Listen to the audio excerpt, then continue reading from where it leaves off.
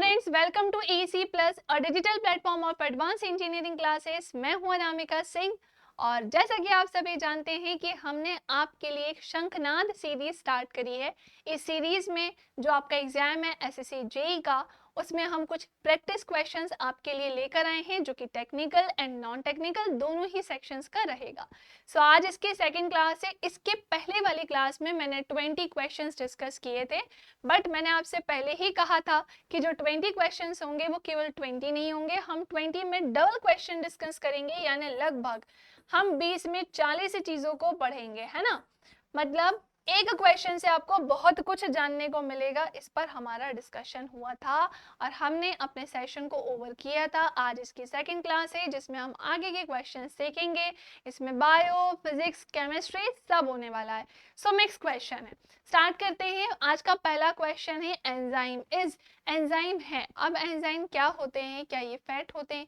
क्या ये RNA होते हैं यानी राइबो न्यूक्लिक एसिड होते हैं, या फिर ये प्रोटीन होते हैं, या इनमें से कुछ भी नहीं है? सो बात करते हैं एंजाइम्स की। आपको तो बहुत अच्छे से पता ही होगा, मैंने कई तरीके के एंजाइम्स के बारे में आपको पढ़ाया भी था कि ये जो एंजाइम्स होते हैं ना, ये बहुत तरीके के होते हैं और ये हमारे डाइजेशन के प्रोसेस को फास्ट करने में हेल्प करते हैं।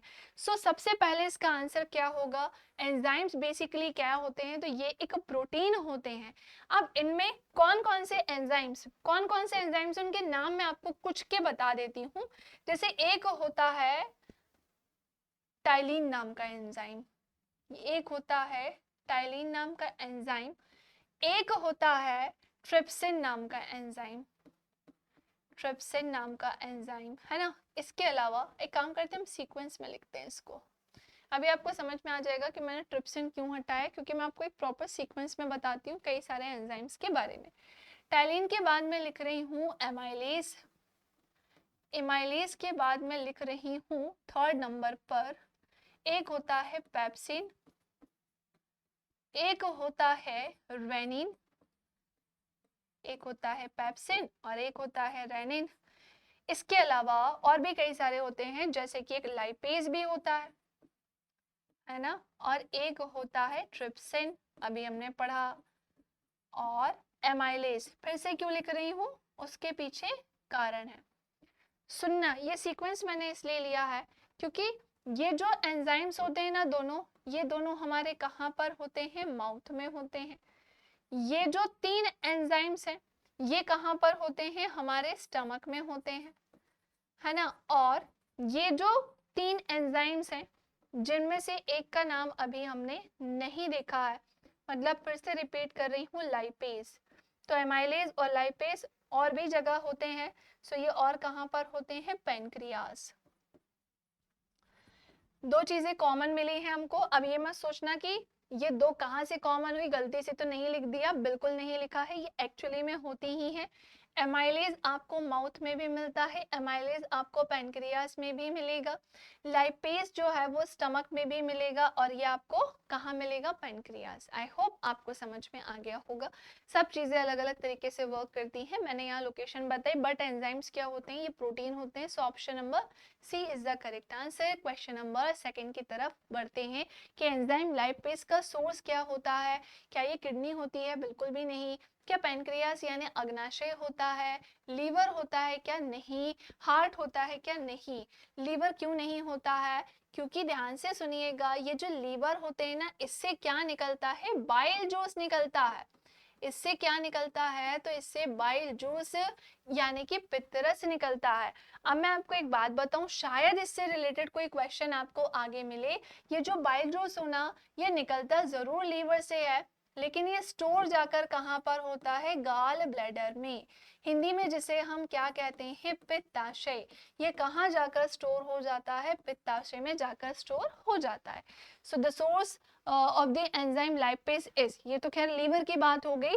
इसका आंसर क्या होगा? तो इसका आंसर है बी, यानी कि पेनक्रियास। स्टमक लिखा होता तो हम आंसर स्टमक लगाते, बट स्टमक नहीं लिखा है तो हम आंसर क्या लगाएंगे? पेनक्रियास।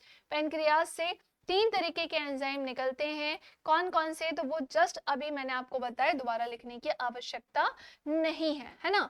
पर हाँ, मैं आपको लाइपेज का वर्क बिल्कुल बताऊंगी कि लाइपेज जो है वो क्या काम करता है एक्चुअली में। तो जो लाइपेज होता है ना, हमारे शरीर में जो फैट है, एक्चुअली हमारे डाइजेशन में सब हेल्प कर रहे हैं, तो हमारे शरीर में क्या होता है, फैट। ये लाइपेज उस फैट को क्या करता है, ब्रेक डाउन करेगा, उसे क्या करेगा, ब्रेक डाउन करेगा और उसे फैटी एसिड में कन्वर्ट कर देगा। किस में कन्वर्ट कर देगा, फैटी एसिड, यानी कि अम्लीय वसीकरण के रूप में इसे बदल देता है। क्लियर? सो ये था इसका काम, ये था क्वेश्चन नंबर 2 जिसमें हमने इसके बारे में जाना। So B is the correct answer. Pancreas कुछ ऐसा दिखाई देता है। ये आपका गॉल ब्लैडर है, ग्रीन कलर का दिख रहा है ये आपको, है ना, और ये इस तरह से इससे जुड़ा हुआ रहता है। ये आपका क्या हो गया, सो ये है आपका पेनक्रियाज, यही है आपका पेनक्रियास, यानी कि अग्नाशय। थोड़ा भुट्टे जैसा दिख रहा है ना। द नेक्स्ट क्वेश्चन की तरफ बढ़ते हैं। Question number 3, the enzyme that adds in the digestion of protein is, प्रोटीनों के पाचन में सहायक एंजाइम बेसिकली कौन सा होता है। सो इसका सीधा आंसर बता देती हूँ, इसका आंसर होगा ट्रिप्सिन। एक्चुअली जो प्रोटीन के डाइजेशन की बात आएगी ना, तो दो एंजाइम्स जो हैं वो हेल्प करते हैं। एक तो करता है आपका ट्रिप्सिन नाम का एंजाइम, और एक करता है पेप्सिन नाम का एंजाइम। अभी मैंने आपको बताया था कि ट्रिप्सिन कहाँ पर होता है, तो ये तो आपके स्टमक में होता है, और जो पेप्सिन होता है, सॉरी, ट्रिप्सिन कहाँ होता है, पेनक्रियाज में, और पेप्सिन कहाँ होता है, स्टमक में। ट्रिप्सिन क्या काम करता है, तो ये प्रोटीन को, किसको, ये प्रोटीन को किस में कन्वर्ट कर देता है, सो ये प्रोटीन को कन्वर्ट कर देता है अमीनो एसिड में। किस में कर देता है, अमीनो एसिड में। और जो ये पेप्सिन होता है, ये क्या काम करता है, तो ये प्रोटीन को ब्रेक डाउन करेगा, और उसे ब्रेक डाउन करने के बाद पेप्टोन्स में कन्वर्ट कर देगा। किस में कर देगा, पेप्टोन्स में। सो ये कुछ इस तरीके की कहानी होती है। दोनों ही वर्क कर रहे हैं, लेकिन क्या वर्क कर रहे हैं, ट्रिप्सिन भी डाइजेशन में हेल्प कर रहा है और पेप्सिन भी डाइजेशन में हेल्प कर रहा है, दोनों ही चीजें हैं। चलिए, क्वेश्चन नंबर 3 का करेक्ट आंसर हमें मिल चुका है, जो कि क्या है, सी आंसर होगा ट्रिप्सिन। क्वेश्चन नंबर 4 की तरफ आते हैं। What is the process of taking food into the body called, यानी भोजन को शरीर में ले जाने की प्रक्रिया को क्या कहा जाता है। एक्चुअली ये 5 स्टेजेस में कंप्लीट होती है, बट जैसे ही हम फूड को इनटेक करते हैं, यानी अपने माउथ में रखते हैं, सो जो डाइजेशन है वो वहीं से स्टार्ट होता है, और उस पूरी प्रोसेस को हम क्या कहते हैं, इंजेशन। फूड को माउथ में रखना, इनटेक करना ही क्या कहलाता है, इंजेशन कहलाता है। बाकी आपको पता ही है कि जैसे ही हम अपने फूड को कहाँ पर रखते हैं, माउथ में रखते हैं, तो कुछ चीजें होती हैं जो हमारे डाइजेशन में हेल्प करती हैं। जैसे कि क्या, जैसे कि टीथ हमारे डाइजेशन में हेल्प करते हैं, जैसे कि टंग हमारे डाइजेशन में हेल्प करती है, और जैसे कि सलाइवा भी हमारे डाइजेशन में हेल्प करता है। ये 3 चीजें हमारे डाइजेशन में हेल्प करती हैं। क्लियर? सो आई होप आपको ये बहुत अच्छे से समझ में आ गया होगा।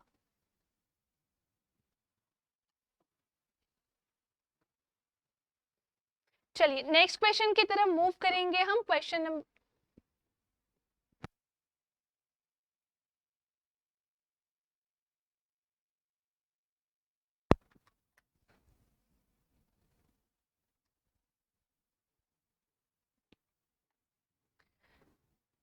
चलिए नेक्स्ट क्वेश्चन की तरफ मूव करेंगे हम। क्वेश्चन नंबर 4 के बाद क्वेश्चन नंबर 5 की तरफ बढ़ने के पहले आंसर क्या था, इंजेक्शन था। जैसा कि मैंने आपको बताया कि जैसे ही हम फूड को इनटेक करते हैं, यानी माउथ में रखते हैं, पोर्शन जो फूड का डाइजेशन है वो यहीं से स्टार्ट हो जाता है, जिसके कुछ सेक्शंस दिए हैं सलाइवरी ग्लैंड्स के बारे में। टंग होता है, एपिग्लोटिस होता है, एसोफेगस, बेसिकली पार्ट्स बताए हैं जो हमारे माउथ के होते हैं।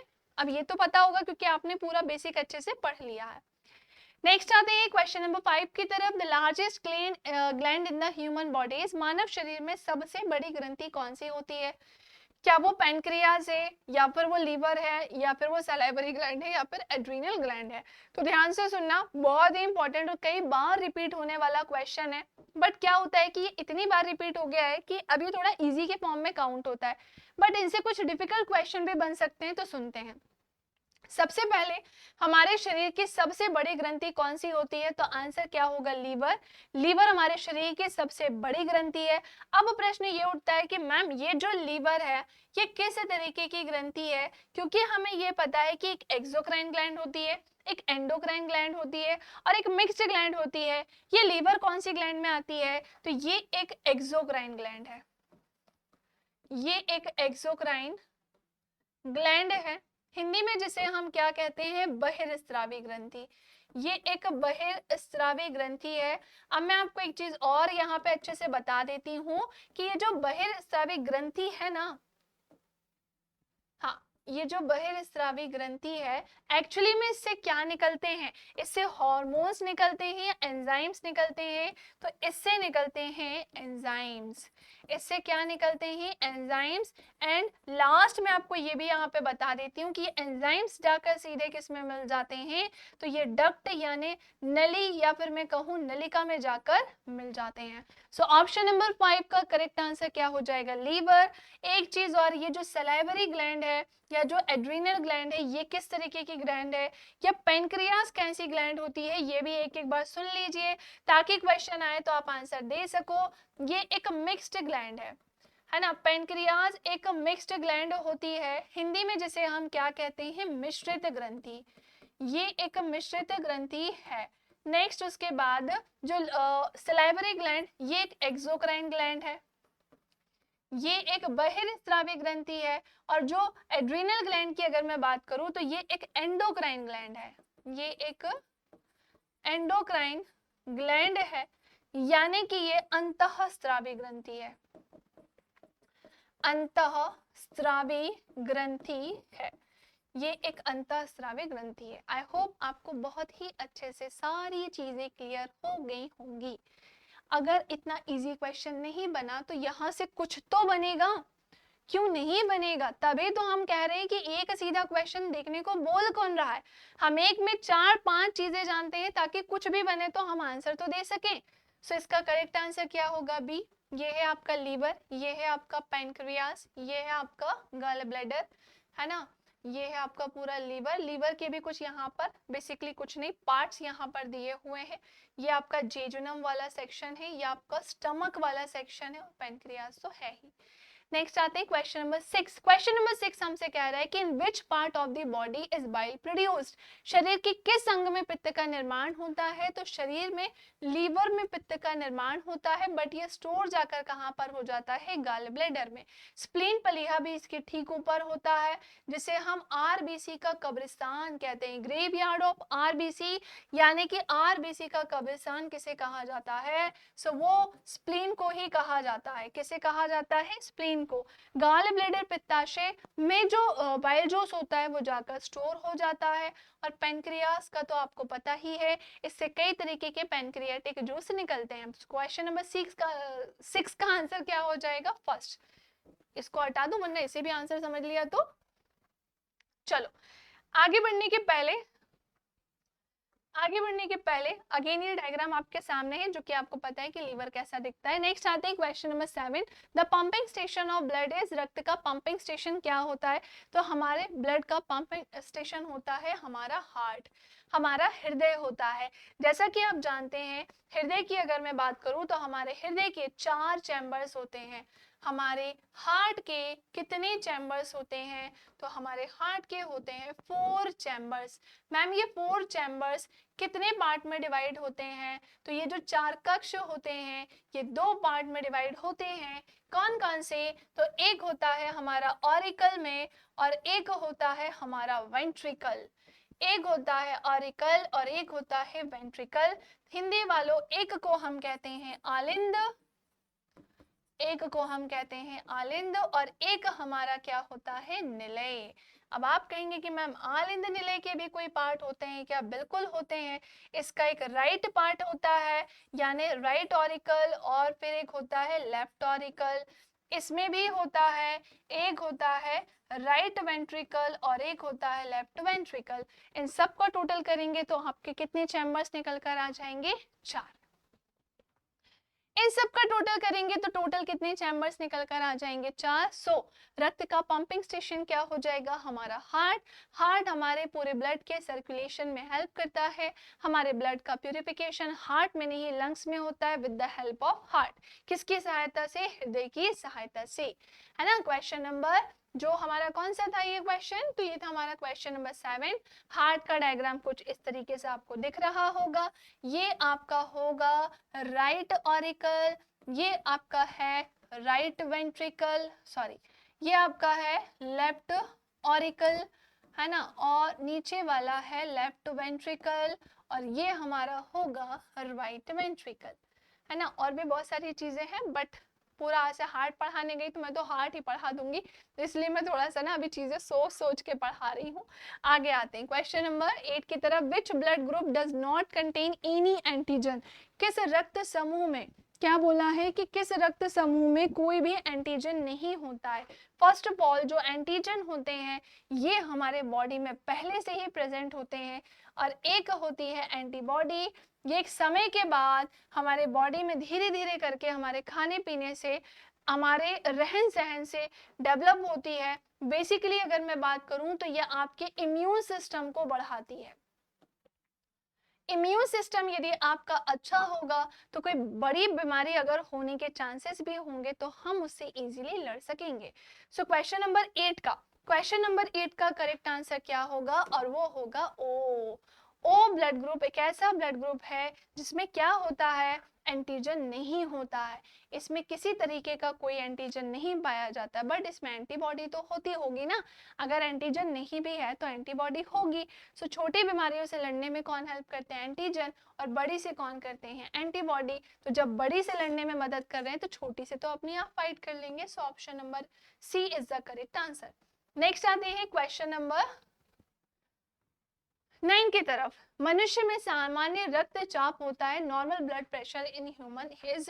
तो मनुष्य में सामान्य रक्तचाप कितना होता है? सो ये 120/80 mm ऑफ Hg होता है। अब सुनो, ये 120 mm ऑफ Hg का मतलब क्या होता है? देखो हमारा जो बीपी है ना, हमारा जो बीपी है एक्चुअली में वो 80 के नीचे नहीं जाना चाहिए, है ना, और 120 के ऊपर नहीं जाना चाहिए। 80 के नीचे नहीं जाना चाहिए और 120 के ऊपर नहीं जाना चाहिए। एक कंट्रोल बीपी की बात करें तो वो 80 और 120 होगा, इसी के बीच में ही रहना चाहिए, तभी हमारा बीपी कैसा होगा? कंट्रोल होगा, है ना। ये वाली आपकी लो बीपी की प्रॉब्लम करेगा, ये आपकी हाई बीपी की प्रॉब्लम करेगा।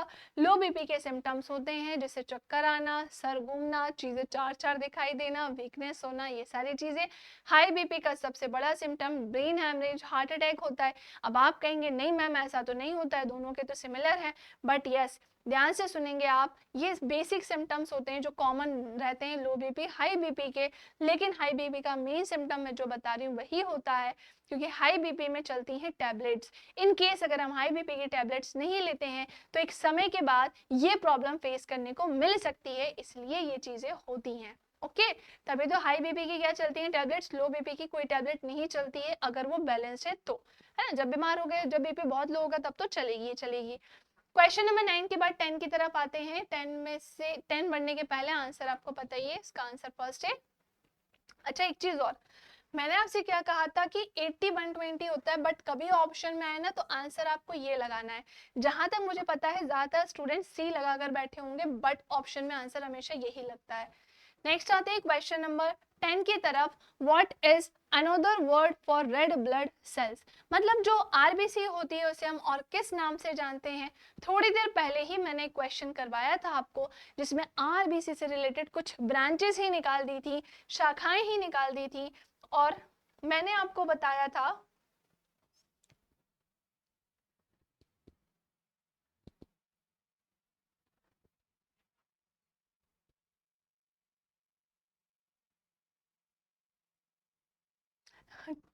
और मैंने आपको बताया था, कोई बात नहीं, होती हैं चीजें एकदम से।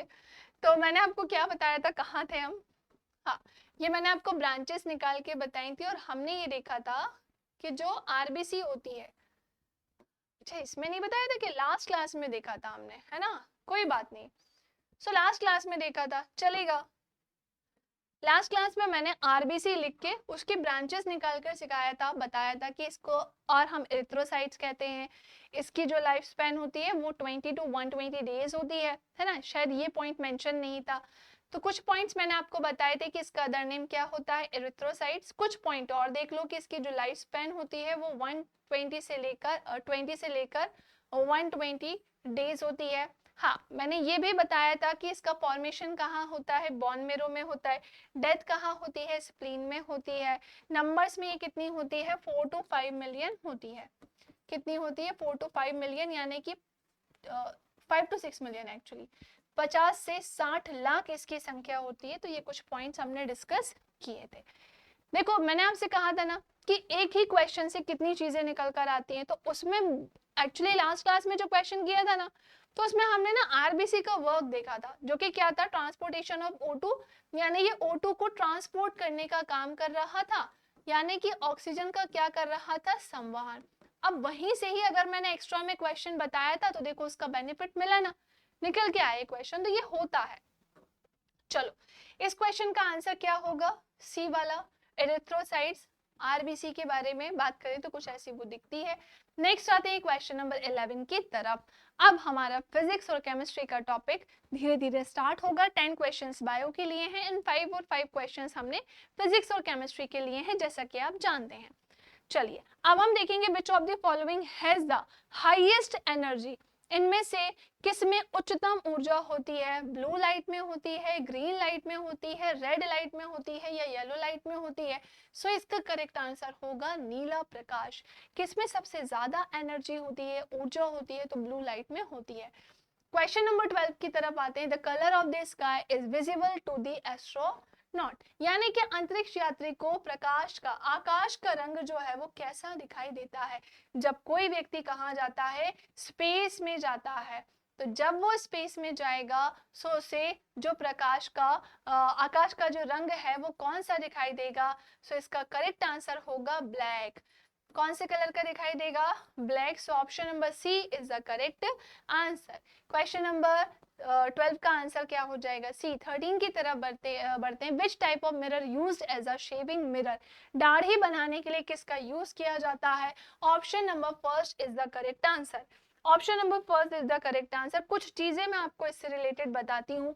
यहाँ पर क्या लिखा है, मिरर। अब मिरर से रिलेटेड चीजें हम जानते हैं थोड़ा सा। लाइट टॉपिक का ये पार्ट है ना। किसका पार्ट है, लाइट टॉपिक का ये पार्ट है। मिरर बेसिकली दो तरीके के होते हैं। गलती से ये मत कहना कि कॉनकेव होता है और एक कॉन्वेक्स होता है। मिरर दो कौन कौन से होते हैं, तो एक होता है प्लेन मिरर, है ना, एक होता है प्लेन मिरर और एक होता है स्फेरिकल मिरर। कौन सा मिरर, स्फेरिकल मिरर। हिंदी वालों घबराना नहीं कि मैंने क्या लिखा है ये। इसे हम कहते हैं समतल दर्पण, ये है हमारा समतल दर्पण, और इसे हम कहते हैं गोलीय दर्पण। इसे हम कहते हैं गोलीय दर्पण। अब आप कहेंगे कि हमने तो ये पढ़ा है कि मिरर्स दो तरीके के होते हैं। बिल्कुल सही पढ़ा है आपने, बट वो किस में पढ़ा है, स्फेरिकल में। एक होगा आपका कॉनकेव और एक होगा आपका कॉन्वेक्स, यानी एक होगा अवतल और एक होगा उत्तल, है ना। एक क्या होगा, उत्तल। सो ये आपको पढ़ना होगा। लेकिन इस क्वेश्चन का आंसर क्या होगा, फर्स्ट, कॉनकेव मिरर, अवतल दर्पण शेविंग मिरर के रूप में इसका यूज किया जाता है। क्वेश्चन नंबर 14, जब दो समानांतर समतल दर्पणों के बीच कोई वस्तु रख दी जाती है तो बनने वाले प्रतिबिंब की संख्या कितनी होती है। फॉर एग्जाम्पल, दो मिरर्स हैं, है ना। अब उसके बीच में जो है वो कोई व्यक्ति खड़ा हुआ है, तो कितनी इमेज बनेगी हमसे पूछ रहे हैं। सो आंसर होगा डी, इंफिनिटी। अनंत इमेज बनेगी, बहुत सारी इमेज बनेगी। इसका आंसर क्या हो जाएगा, डी। एक्चुअली ये मिरर वाले से ना, ये इससे दर्पणों से या मिरर से ना काफी क्वेश्चन बनते हैं। यहाँ तो यही पूछा है कि ये व्यक्ति अगर ऐसे खड़ा है तो कितनी इमेज बनेगी, तो आंसर तो डी होगा। बट कई कंडीशंस अलग अलग होती हैं। जैसे कि अगर मिरर ऐसा है, ये यहाँ से कैसा है, पॉलिश है, ये यहाँ से कैसा है, पॉलिश है, तो पूछा जाता है कि अगर कोई व्यक्ति यहाँ पर खड़ा है तो कितनी इमेज बनेगी। अब इनके बीच में जो एंगल बनेगा, जो कोण बनेगा उसके अकॉर्डिंग पता किया जाता है। उसके अकॉर्डिंग पता किया जाता है कि टोटल कितनी इमेज बनने वाली है ना। बट उसके बहुत सारे क्या होते हैं, कुछ फॉर्मूले होते हैं जिनको पुट डाउन करके हम जानते हैं। वो हम जब फिजिक्स, अभी क्या है आपके फिजिक्स स्टार्ट नहीं हुई है, अभी मैं आपकी बॉटनी एंड करने वाली हूँ जो चैनल पे चल रहा है, और फिजिक्स अब स्टार्ट होगी तो उसमें हम एक एक करके जब टॉपिक पढ़ेंगे तो ये स्थिति आएगी कि कितना एंगल बनेगा, कहाँ +1 करना है, कहाँ -1 करना है, ये सारी चीजें। बट एक सिंपल मैं आपको इसका फॉर्मूला बताती हूँ इसे निकालने का, वो होता है n = 360 अपॉन में थीटा। आप बस ये देखना कि थीटा क्या है ना। अगर थीटा होगा ना तो उसको पुट कर देना और फिर निकाल देना। बट एक चीज और, यहाँ पर इवन ऑड के केसेस कैसे होते हैं, अलग अलग होते हैं, तो वहां ना जाकर केवल अभी इतना सुनो कि फॉर्मूला ये होता है निकालने का। अब इवन में क्या होता है, ऑड में क्या होता है, जब मैं वो लाइट टॉपिक पढ़ाऊंगी तो आपको बताऊंगी। चलिए नेक्स्ट आते हैं क्वेश्चन नंबर 14 के बाद क्वेश्चन नंबर 15 की तरफ। आंसर तो इसका ये है, 15 कह रहा है कि इंद्रधनुष के रंगों का सही क्रम क्या होता है। तो ये सारे रंग पढ़ने से बेटर है सीधे आंसर मैं आपको बता देती हूँ, और वो आंसर क्या होगा आपका डी, यानी कि आपका नीला कलर होगा, हरा होगा, और कौन सा कलर होगा, पीला। ये 3 कलर होते हैं, है ना। क्वेश्चन नंबर 16, तरल अवस्था में पाई जाने वाली अधातु है। मेरी बात ध्यान से सुनना, यहाँ पर जो लिक्विड में पाया जाने वाला नॉन मेटल है, लिक्विड में पाया जाने वाला नॉन मेटल है, उसके बारे में बात चल रही है, और वो क्या हो जाएगा, हमारा ब्रोमीन हो जाएगा, है ना। वो क्या हो जाएगा, ब्रोमीन। एक्चुअली एक मेटल और होता है, इसी में आपको बताती हूँ, जिसका नाम है मरकरी, यानी कि पारा, है ना। अब ये मरकरी पारा क्या होती है, तो ये भी लिक्विड में ही पाई जाती है ना, द्रव अवस्था में, तरल में। लेकिन ये क्या होती है, मेटल है। ये है एक क्या, धातु। एक्चुअली जितने भी मेटल्स होते हैं ना, वो हमेशा कैसे होते हैं, सॉलिड होते हैं। जितने भी मेटल्स होते हैं वो कैसे होते हैं, सॉलिड होते हैं। Generally all metals are solid except, यानी कि एक्सेप्शन की अगर मैं बात करूंगी तो सभी, पहली चीज तो मैंने क्या बोला है, मेटल्स कैसे होते हैं, सॉलिड होते हैं। और एक्सेप्शन इसका क्या हो जाएगा, सो इसका जो एक्सेप्शन है वो होगा आपका मरकरी, यानी कि पारा, क्योंकि लिक्विड होता है। एक चीज और, इसी में लेड यानी कि सीसा भी आ जाएगा, है ना। ये दोनों कैसे होते हैं, तो ये दोनों इसके अंतर्गत आते हैं। चलिए नेक्स्ट आते हैं उसके बाद, लेट सीसा इसमें मत लिखना है ना, थोड़ा सा ये वैसा हो जाएगा नहीं तो। हाँ, मरकरी जरूर लिख लेना, मरकरी से क्वेश्चन आता है हिंदी में, जिसे हम क्या बोलते हैं, पारा। अगले की तरफ आते हैं क्वेश्चन नंबर 17 की तरफ। 17 की तरफ बढ़ने के पहले इस क्वेश्चन का आंसर हाँ हमने देख लिया है। क्वेश्चन नंबर 17 हमसे कह रहा है कि वातावरण में वायु में कार्बन डाइऑक्साइड की मात्रा कितनी होती है, तो वो होती है 0.03%। बहुत कम होती है हमारे एटमॉस्फेयर में CO2। जब हम इनहेल करते हैं यानी ऑक्सीजन लेते हैं, तो हमारे एटमॉस्फेयर में जितनी भी गैसेस होती हैं हम सब लेते हैं, हम कभी भी प्योर ऑक्सीजन नहीं लेते हैं। मैंने आपको क्लास में भी बताया है कि अगर हम प्योर ऑक्सीजन लेंगे तो वो हम पॉसिबल ही नहीं है, नहीं ले सकते हैं। जितनी भी गैसेस रहती हैं हमको सबको लेना होता है। मैंने आपको बताया था उसकी एक लंबी प्रोसेस होती है, क्योंकि केवल प्योर ऑक्सीजन लिया है, वो हमारे ब्लड में जाएगा, हमारे सेल्स में जाएगा, माइटोकॉन्ड्रिया में जाएगा। एक बार सांस लेने से आपके बॉडी में एनर्जी बनती है, तो जब हम केवल ऑक्सीजन लेंगे तो एनर्जी और तेज बनेगी। जब वो ज़्यादा तेज बनेगी तो आपका शरीर जो है वो भट्टी की तरह तपने लगेगा। इसलिए हम प्योर ऑक्सीजन कभी नहीं लेते हैं, चाहे वो हॉस्पिटल में जो सिलेंडर्स होते हैं उनमें भी प्योर ऑक्सीजन नहीं, इवन नाइट्रोजन गैस ज़्यादा होती है। जो गोताखोर होते हैं समुद्र के अंदर, पानी के अंदर जाते हैं, तो उनकी भी जो सिलेंडर वो लेकर जाते हैं उसमें भी प्योर ऑक्सीजन नहीं बल्कि हीलियम गैस होती है। क्लियर।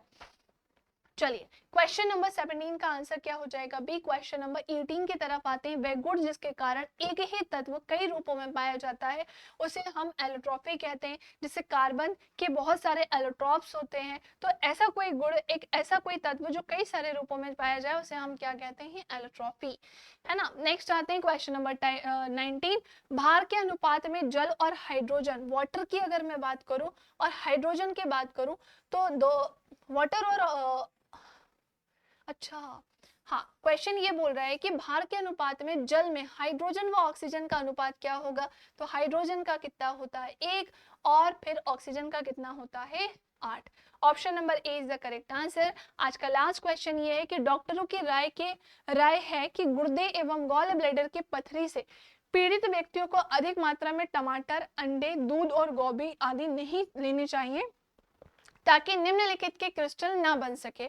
ऑप्शन है हमारे पास calcium phosphate, calcium oxalate, calcium chloride या फिर कैल्शियम सल्फेट। तो इसका आंसर क्या हो जाएगा? Calcium oxalate. उनको क्लियरली मना किया जाता है कि इन सब चीजों को हमें नहीं खाना चाहिए। सो आज के लिए इतना ही, जहां पर मैंने आपको 20 क्वेश्चंस डिस्कस करके बताए हैं।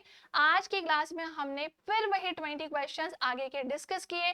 टोटल 40 क्वेश्चंस मैं आपको डिस्कस कर चुकी हूं, जिनमें से मैंने आज भी 20 के कम से कम 40 क्वेश्चन अलग से बताए होंगे। दैट मीन्स हम अब लगभग 80 क्वेश्चंस के आसपास या मे बी इससे ज्यादा या थोड़ा बहुत कम होगा, बट हाँ इतने क्वेश्चन हम डिस्कस कर चुके हैं। बैच के रिगार्डिंग मैं आपको इन्फॉर्मेशन देना चाहती हूँ कि हमने एसएससी जेईई के लिए सिविल का बैच स्टार्ट किया है।